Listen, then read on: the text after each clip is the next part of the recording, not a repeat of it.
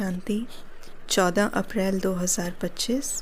आज की मुरली का सार। मीठे बच्चे, सुख और दुख के खेल को तुम ही जानते हो। मीठे बच्चे, सुख और दुख के खेल को तुम ही जानते हो।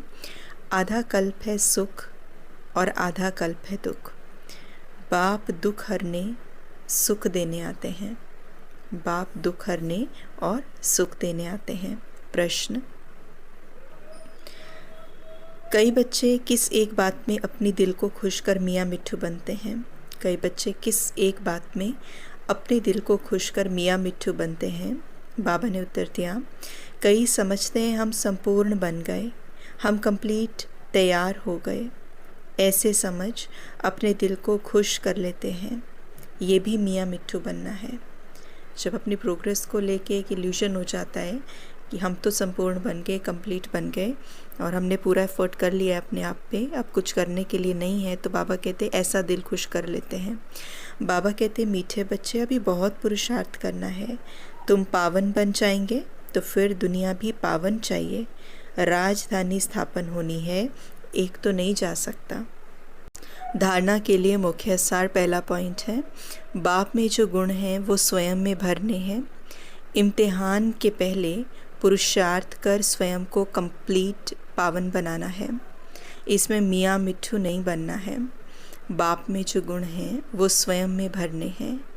इम्तिहान के पहले पुरुषार्थ कर खुद को, स्वयं को कंप्लीट पावन बनाना है।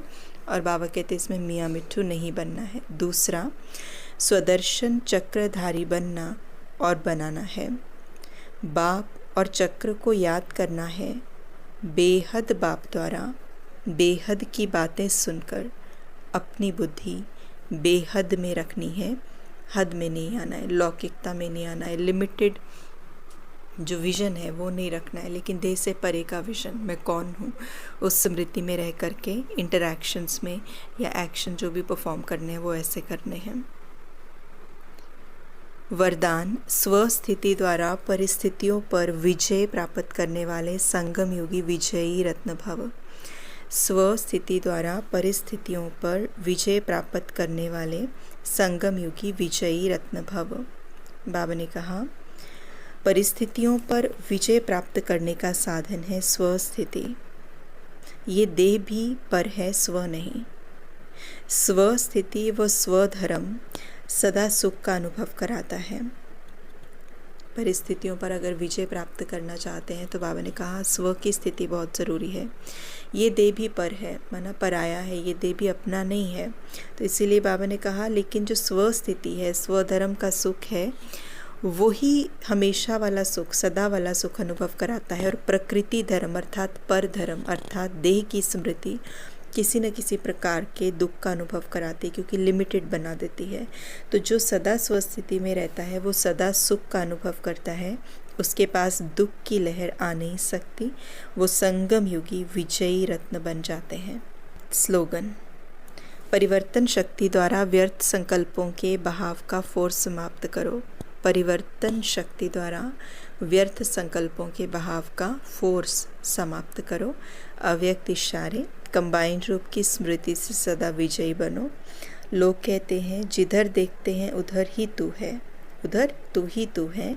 और हम कहते हैं कि हम जो करते हैं, जहाँ जाते हैं, बाप साथी ही है, अर्थात तू ही तू है।